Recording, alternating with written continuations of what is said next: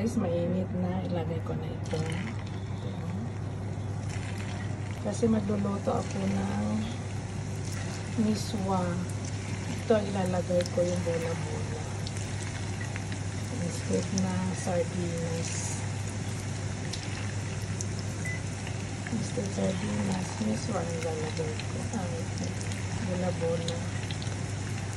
Kasi mga bata na masyado kumakain pag nilalagyan ko ng miswa. Sa bola-bola na lang ang ilalagay ko. Ito na guys, ang finished product.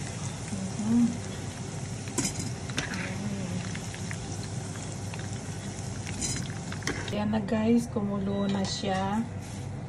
Ilagay ko na ang miswa. Ito ang miswa, oh. Ilagay ko na yan siya.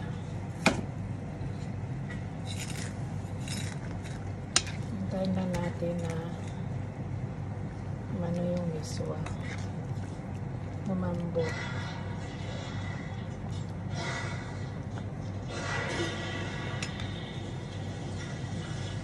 So, ito na guys, ang finished product. Miswa with bola-bola. That's it na guys. Handmade ko yung bola-bola. Meron binibili ka sa ayoko. Gusto ko yung ako ang gagawa ng bola-bola. Handmade ko. So guys, let's eat. Thank you for watching. Bye.